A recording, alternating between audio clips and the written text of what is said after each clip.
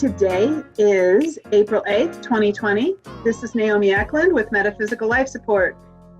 We are in the bandwidth competition of the coronavirus. So we are here on Zoom today. We've moved out of the studio because for health reasons, the studio isn't available to us. And yet, Metaphysical Life Support and the information and tools that we bring you still needs to go on. So today we're here with a wonderful human being, Sarah Denae. She is a spiritual guide. She has many, many tools in her toolbox. I've known her for about 3 years now, maybe 4. And she's just been a gift in my life as somebody who I get to know. And I love the way she calls herself a spiritual guide, because she, and Sarah, I'm going to repeat what you said and give you a chance to clarify it or add to it. The way Sarah described to me what she does is she sits with a person and helps them to find what they need inside instead of telling them who they should be. And this is for the more advanced coaches, for the more advanced people who have been in the spiritual game and have worked on holisticness for a long time. I believe that this is the lead of the head of the curve, the leading edge of where the most talented coaches are going, because you can't have success in any field. I mean, I have CEOs of large corporations and entrepreneurs, and they can't have success unless they are a whole person. And Sarah and I really have a strong connection in this belief and experience. Tell us a little bit about how you got to where you are. And in the last segment, we talked about the energy that's bigger than us. And I think these two dovetail nicely together, because if we don't understand the energy that's bigger than us, which I call spirit, then things just don't work as well. So go for it. Yeah, I mean, I think, the way I understand it, or the way I like to think of it, is that there's this material plane of existence, which is all of, the stuff around us, and even, thoughts, are all kind of connected to this material existence.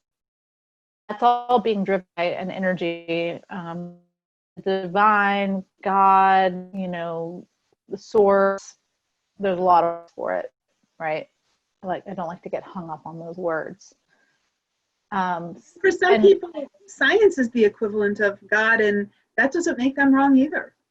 No, especially since there's all of science that's still trying to be discovered, that is beyond anything we've really been able to understand, of course. So, and those scientists that are leading the edge in quantum theory and things like that, they're the ones who are kind of bridging that gap between spiritual and science, which is awesome.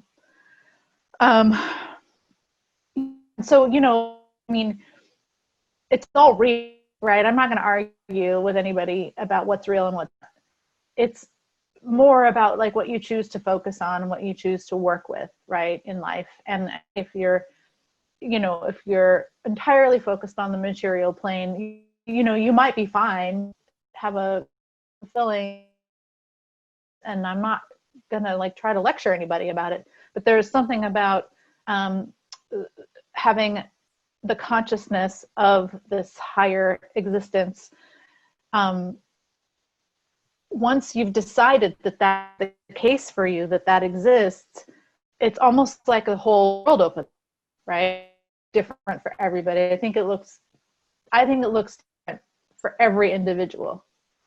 I agree with you, and I think that's one of the most important things about, I think America has a lot of great things, especially in our foundation.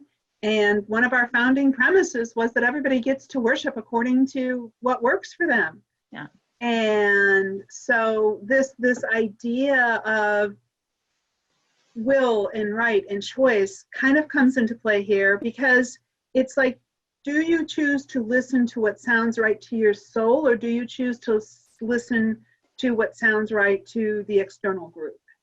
Right. And I think that in every moment we are being faced with that question.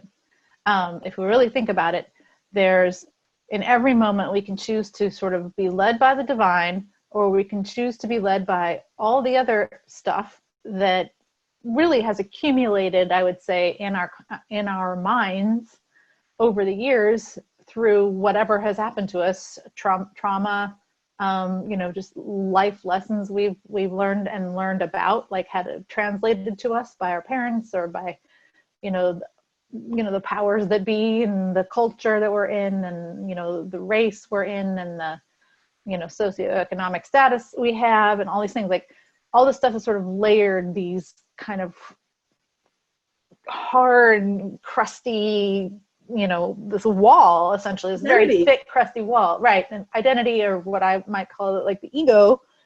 And the divine is there to, well, it's not there to do anything, it's just there.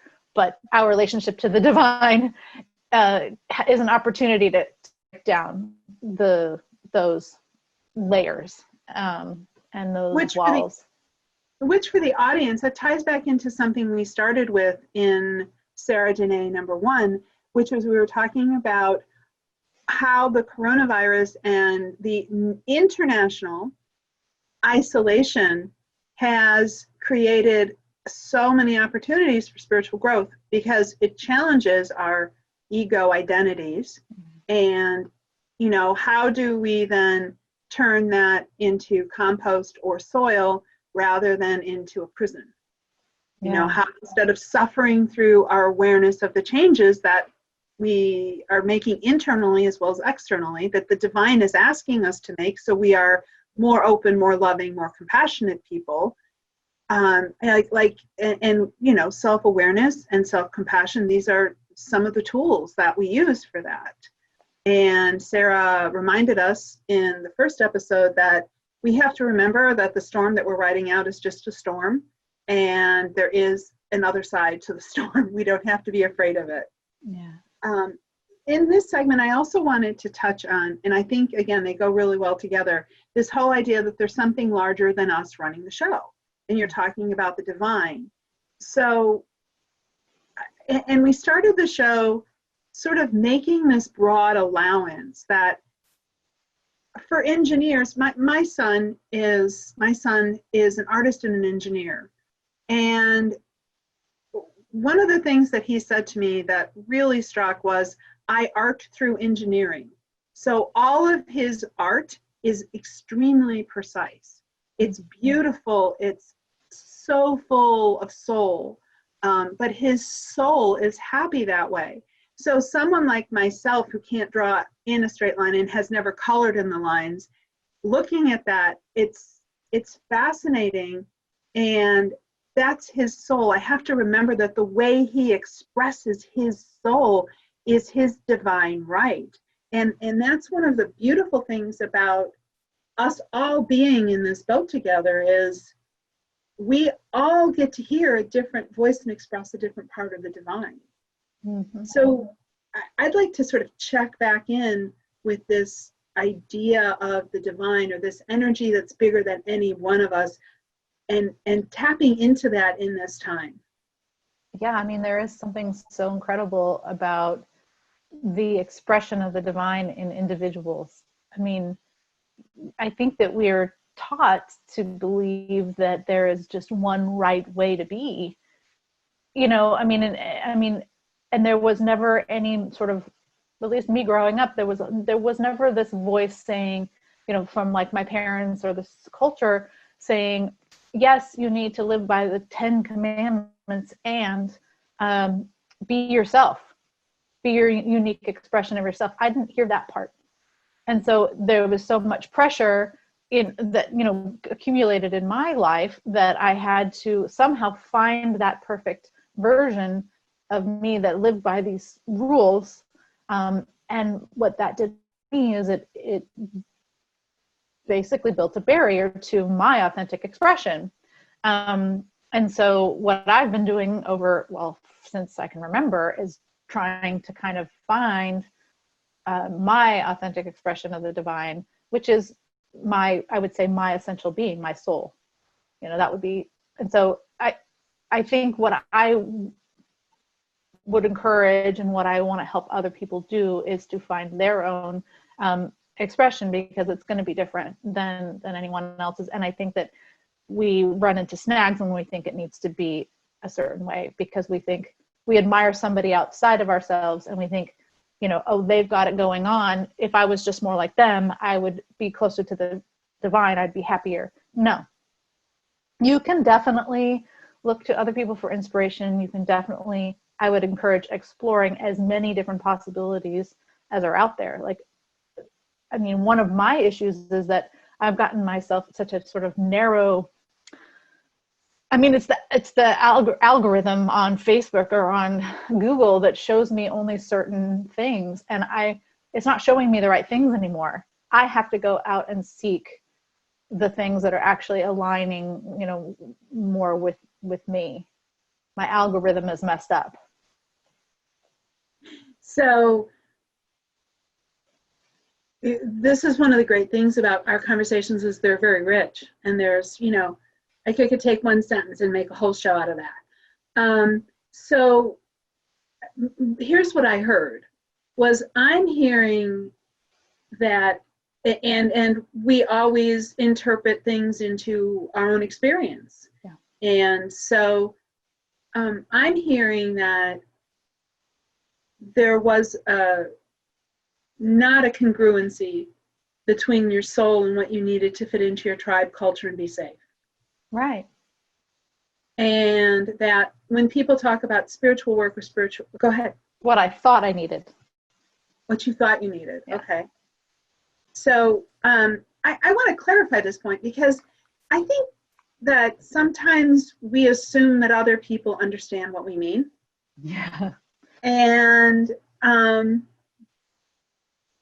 so I wonder, for the audience out there, how many people, when you hear people say, I need to do my spiritual work, or I need to go be self-awareness, or I need to develop mindfulness, I know a lot of people are put off by that.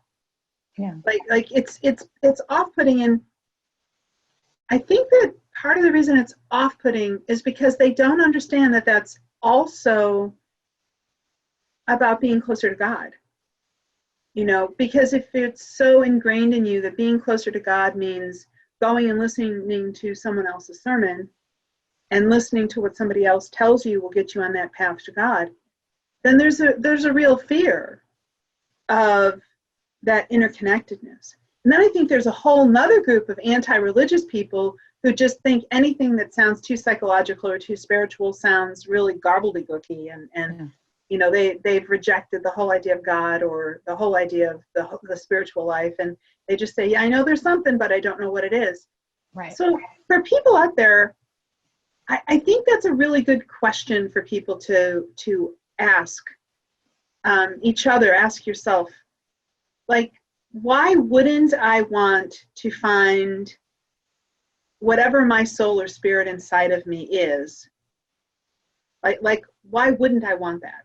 Well, I think that a lot of people don't need to have a language for it, that words, I think that, when you're in a relationship that's loving, when you have a baby, when you play with your kids in the park, when you climb, rocks, and when you, paddle in the river, and you have that feeling in your body of like bliss, you are connected, you are in relationship with the divine. And you don't necessarily need to go to church to be validated by that, that experience. We are all in relationship to the divine. Some of us like to explore what that means on a conscious level. And that's just one of our gifts. It doesn't mean that it's, something that everybody needs to pursue, yeah, go ahead. Well, there's one clarification that I think I'd like to make, and one of those is that there's a bliss of wholeness that's almost like kind of champagne or goosebumps, where there's a vitality that you can't explain. And I know for some people, because I went to business school, I love running a business, I love entrepreneurial stuff.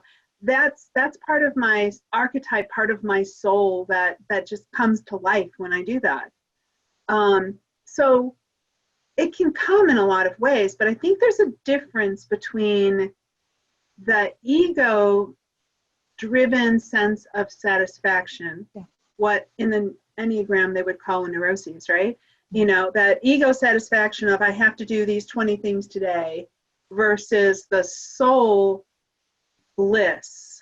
And I think that's one of the things for, you know, if somebody was brand new to this or even in the process, that's one of the ways that you can check yourself. Like, am I hard and driven and focused, or am I blissful and motivated? Yeah. Yeah. And I think it seems like there's definitely a qualitative difference there, right? And I think you might even be able to feel that in your body, you know? For me, it's a difference of hardness or softness. Yeah, right. Like, or like stiffness versus fluidity, or like a resistance is surrender. I mean, I love that word. I'm going to use that a million times because, you know, like I said, if you can surrender to the flow of life, that's when you're going to be kind of the channels to the divine are going to be open. So it's that tightness and that resistance that comes up, I think, when we're really being so strict with ourselves about this has to happen and this has to happen and this has to happen in order for this to happen. You know, there's a dance kind of between the ego and the divine, but the ego generally gets far more attention in our culture than the divine. Well, and for me, I'd like to clarify around the ego, because there's a lot of people who have a lot to say about the ego. For me, the ego is when fear and the mind are leading rather than when the mind is a participant of the whole self. Yeah. So it's time for us to wrap up this segment. Sarah, will you come back for another segment? Yeah, absolutely. Awesome. So like, share, comment, subscribe. The more you guys put us out there, the more of these wonderful people I can bring to you. And I really appreciate the audience out there. We are on YouTube or Facebook or another social media platform. So put your questions and cooperative comments in the things you put comments. The boxes below. Boxes where you write and make comments. So go ahead and do that. This is a friendly format. If you don't like what we're saying, you feel free to go somewhere else. And so we will be, welcoming conversations. Agree, disagree is fine, but we're all going to be polite here. So look forward to the next segment. And I'm going to say thank you to Jen in our studio, because Jen is the one who kind of edits this and makes this all look good. And she's just amazing. And one of these days, I'm going to get her on camera with me, because she's got a lot of good stuff to say too. So thank you, Sarah. We'll be right back, everybody. Look for Sarah Denae, number 3.